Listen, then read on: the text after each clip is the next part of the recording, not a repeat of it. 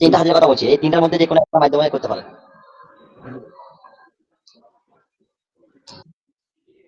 ওয়ালাইকুম আসসালাম। জি ভাইজান।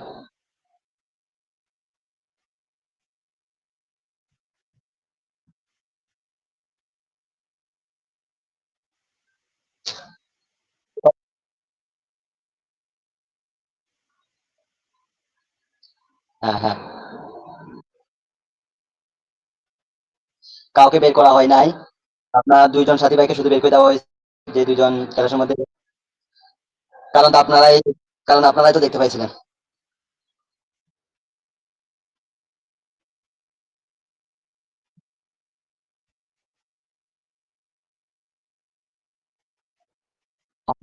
আপনাকে আপনাকে আপনাকে অসংখ্য ধন্যবাদ। আপনার গতকালকে যে ২ টা ভিডিও দেখছেন আপনারা, এই ২ টা ভিডিওর মধ্যে আমার কোন ছবি আপনারা পাইছেন নাকি সেটা বলেন? আগে আমার কথা শুনেন। ওটার মধ্যে আমার কোন ছবি পাইছেন বা কোন কিছু পাইছেন? না। তাহলে আমি তাদের ভিডিওটা আপনাদের কাছে শেয়ার করছি এইজন্য, যাতে করে আপনারা দেখতে পারেন। এবং দেখে আপনারা ওখান থেকে কিছু অর্জন করতে পারেন। এইজন্য আপনাদেরকে ওই ভিডিওটা শেয়ার করে দেওয়া হয়েছে। ওখানে যদি আমি যদি আমার নাম ঠিকানা দিয়ে দিতাম বা আমার ছবি দিতাম, তখন বলতেন, "ভাই আপনি তার ভিডিওটা এডিট কেন করছেন?" আর জি, বুঝি নাই।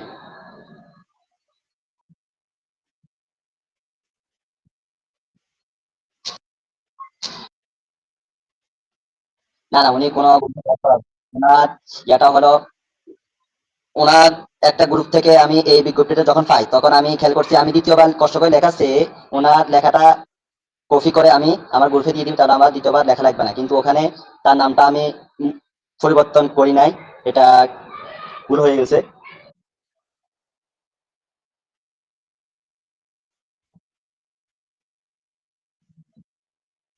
হুম।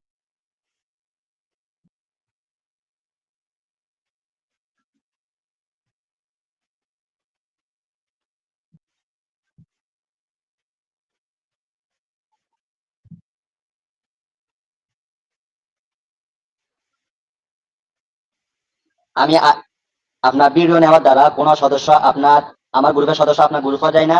এরপরে আপনার গ্রুপের সদস্য আমার কাছে আসে না। এটা হলো ভিডিও দেওয়ার মাধ্যমে। আর যখন আপনি ক্লাসের লিঙ্কটা দেন বা আপনার গ্রুপের লিঙ্কটা শেয়ার করেন, তখন আপনার এই লিঙ্কে ক্লিক করার দ্বারা আমার একজন সদস্য আপনার গ্রুপে চলে যেতেছে। আমি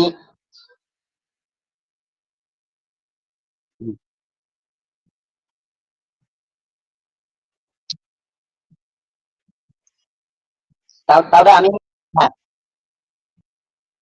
তাহলে আমি আমার গ্রুপের লিঙ্কটা আপনার গ্রুপে দিই, আপনার গ্রুপ থেকে সদস্য আমি নিই, তাহলে আপনার কাছে কেমন লাগবে?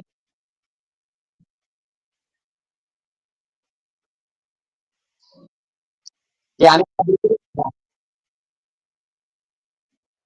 আপনার গ্রুপ থেকে সদস্য নিছি, এমন দেখেন আপনি, আপনার গ্রুপ থেকে সদস্য নেওয়া হয়েছে, এমন দেখেন আপনি।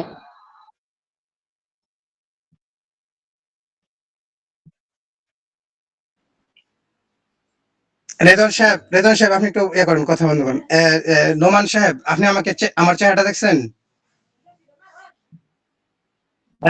রেদন সাহেব কথা বলবেন না, আমি ওনার সাথে কথা বলতেছি। উনি যেহেতু উস্তাদ, এই জন্য উস্তাদের মতন কথা বলারই সবচেয়ে বেটার।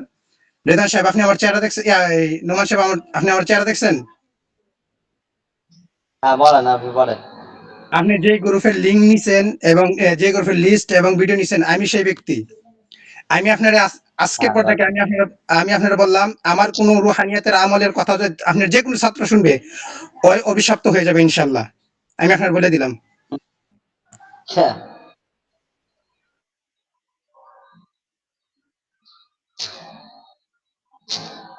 কারণ আমি এই জন্য আপনাকে বললাম, এই জন্য কথাটা আমি আপনাকে বললাম, কারণ আপনি অন্যের ভিডিও আপনি চুরি করেন, অন্যের লিস্ট চুরি করে আপনি নিজে ফেমাস হতে চান। আলহামদুলিল্লাহ, আপনি নিজে ফেমাস হন, আমার কোনো আপত্তি নেই। হ্যাঁ, যদি বলেন যে ভাই আপনি আমাকে শিখান বা আমি আপনার কাছ থেকে শিখতে চাই, আমি ছাত্র হিসেবে না, আপনি আমাকে আপনার বন্ধু হিসেবে আমি আপনাকে শিখাবো, সমস্যা নেই। আপনার এই জগতের যত কিছু প্রয়োজন আপনাকে আমি শিখাবো, কিন্তু রমজানের দিন ভাই এই সমস্ত কাজ একজন আলেমের দ্বারা, জানি না আপনি কি আলেম না হাফেজ না মুফতি না মুহাদ্দিস জানি না, এরপর আপনার সামনে এটা যায় না, ঠিক আছে? আমরা অনলাইন উস্তাদ, আপনিও যেমন উস্তাদ আমিও উস্তাদ। আপনার আছে 100 লোক, আমার আছে 5 জন লোক, কিন্তু আমার 5 জন, আপনার 1000, যেটি হোক, ছাত্র তো ছাত্র, কিন্তু কোন ছাত্র যেন আমাদের মাধ্যমে ঝগড়া বিভেদ থাকলে আমাদের থাকতে পারে, কিন্তু আমাদের মাধ্যমে যেন কোনো ছাত্র অভিশপ্ত না হয়। তো সেটা তো আপনি করতেছেন না। না না না, আমি তো আপনাকে নিসবত করে বলছি, কেন আপনি ডাইরেক্টলি আপনার ভিডিওর ভিতরে আপনি এডিট করছেন, আমার ভিডিওর মধ্যে এডিট করছেন। আপনি এই ভিডিওটা আমার কাছে সেভ আছে, আমি দেখেন আপনার গ্রুপে এই মাত্র দিছি। হ্যাঁ, ছাত্র ভাইরা আপনাদেরকে বলতেছি, আপনার ভিডিওটা দেখবেন, শুরু থেকে নিয়ে শেষ পর্যন্ত দেখবেন। আমার এই গ্রুপ থেকে বের করবেন না। হ্যাঁ নোমান সাহেব, আমি আপনার দিনই ভাই হিসেবে আমি আপনাকে কথাটাই বলতেছি। আপনার ভিডিও এক কোনা দিয়ে আপনার ভিডিও পেজ দিয়ে এখনো দেখা যায়। হ্যাঁ, আমি আপনি যখন এড করছেন, আমি ডাইরেক্টলি এখানে আমি কি করছি, এই ডাউনলোড দিছি, আমি ভিডিওটা ডাউনলোড দিয়ে আমি দেখছি। আমার অ্যাডমিন এখানে আছে। আমরা সমস্ত গ্রুপে আমরা অ্যাড থাকি, কি বুঝতে পারছেন। আমরা যদি কারো কোনো প্রয়োজন পড়ে আমরা সহযোগিতা করি। আপনি যদি আমাদের কাছে সহযোগিতার হাত বাড়াইতেন, আলহামদুলিল্লাহ আমরা সহযোগিতা করতাম। কিন্তু আপনি এভাবে করে একজনের লিস্ট এবং একজন ভিডিও হাইলাইট করে নিয়ে আপনি উপরে উঠে যাবেন গা, এটা তো অন্যায়। যদি অনুমতি নিতেন, অনুমতি দিয়ে দিতাম। এটা তেমন বিষয় না, এখানে শুধু রুহানিয়াতের গোপনীয় কিছু সেখানে আলোচনা আছে, একটা হেফাজতের আমল দেওয়া আছে, কিন্তু আপনি তো এটা করলেন না ভাই, অনুমতি নিলেন না, এই জন্য আমি আপনাকে কথাটা বললাম।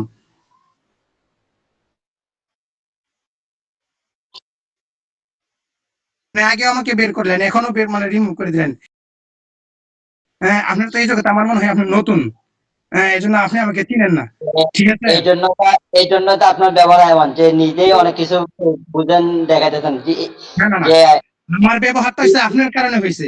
কুকুরে যদি বিষয়টা ঝগড়া করে তখন কুকুরকে মুগুর দিতে হয়, আমি তো আপনাকে মুগুর দিতেছি। বিষয়টা সে নিজে অনেক কিছু ছিল, সে মনে করতো যে আমি অনেক কিছু, হুবহু আপনার আরে ভিতরে এখন চুরের যে নরম ভাষায় কথা বলে, তাহলে চুর কিন্তু সাহস পেয়ে যায়। আর যখন গরম ভাষায় চুরকে কথা বলে, তখন চুর নরম হয়ে যায়। আপনি তো একটা চোর, এই জন্য আপনাকে গরম ভাষায় কথা বলতেছি। আপনার মধ্যে তো হুবহু ইবলিসের খাতা তো আপনার মধ্যে হুবহু চলতেছে, আরে আপনি আমি নিজে ইবলিসের মতন হই, আর মনে করেন শয়তানের মতন হই। আপনি যেরকম আচরণ করছেন, আমি আচরণের জবাবটা দিচ্ছি। হযরত মুহাম্মদ সাল্লাল্লাহু আলাইহি সাল্লাম বক্তৃতা দিলে, ভাষণ দিলে গরম হয়ে কথা বলতেন। চলে গেছেন কেন? চোর বের হলেন কেন? শুনেন ছাত্র ভাই, আপনাদেরকে বলতেছি, আপনারা কেউ এর কাছ থেকে এলেম নিবেন না। এর কাছ থেকে যেই এলেম নিবে সেই অভিশপ্ত হবে। আমি দেখেন হাতে নাতে প্রমাণ করে দিছি উনি যে চোর। আপনারা কেউ রাগ করবেন না, যদিও এভাবে বলাটা উচিত হচ্ছে না আমার। হ্যাঁ, ভাই আপনার নাম্বারটা দিয়েন তো সুন্দর করে। আমার নাম্বারটা আমি গ্রুপে মেসেজ দিছি, আপনি আমার মেসেজ দিন, সমস্যা নেই। বললেন নারে যে কই আপনার পেলে দিন, আপনার কি পাইতেছি না দি কি দিয়ে একটা মেসেজ দেন আবার।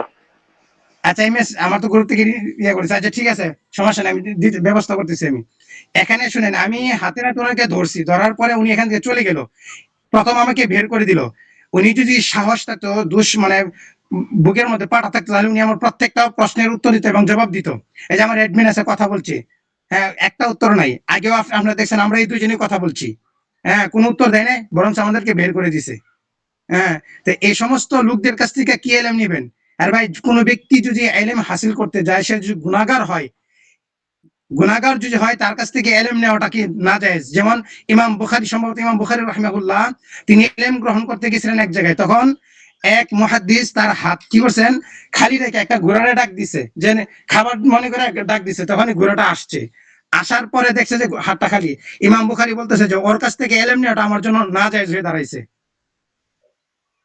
হ্যাঁ, তাহলে ভাই, এটা হলো এমন একটা বিদ্যা, যে বিদ্যার ভিত্তিতে মিথ্যা এবং গুনার যদি কোনো লেশ থাকে, তাহলে পৃথিবীর যত বড় মুতাব্বির হোক না কেন, সে কোনো না কোনো এক সময় সে পথভ্রষ্ট হয়ে যাবে। এটা আপনি হাতে কলমে আপনার রেখে রাখতে পারেন। ভাই, আপনাকে বলতেছি না। আপনার মতেই যেই তো। হোক, যেই হোক, আমি হতে পারি, আপনি হতে পারেন, অন্য কেউ হতে পারে, যেই হোক। এজন্য এটা এমন একটা এলেম, এখান থেকে, এই এলেম থেকে গুনাহ পরহেজ করতে হয়। আমরা জানি জামালি জালালি কেন পরহেজ করতে হয়, আমরা সকলেই জানি কেন পরহেজ করতে হয়। তার মানে কোন শক্তিধর খাবার, যে খাবার খাইলে উত্তেজনা আসে, খাবার খাওয়া যাবে না। কেন খাওয়া যাবে না? যদি এটা আসে, তখন গুনার দিকে ধাবিত হবে, তখন আমার সাধনা পূর্ণ হবে না। হ্যাঁ, এই জন্য জামালি জালালিকে ফরজ করতে হয়। আর যখন আমরা কোনো সাধনাতে বসি বা কোনো রুহানিয়াতের আমলে বসি, তখন এই রুহানিয়াত আমল চলাকালীন কোনো গুনাহ করা যাবে না। এটা হলো শর্ত। কেন শর্ত? গুনাহ এবং অন্ধকার এবং আলো এক থাকে না। এই জন্য গুনাহকে ফরজ করে সঠিক পথে আসতে হয়। হ্যাঁ, আমরা আমরা যারা এখানে আছি, আলহামদুলিল্লাহ, আমরা চেষ্টা করব গুনাহ থেকে ফরেজ হয়ে, গুনাহ থেকে বিরত হয়ে আমরা যেন রুহানি জগতে থাকতে পারি। আমরা এমন কোনো কাজ করব না।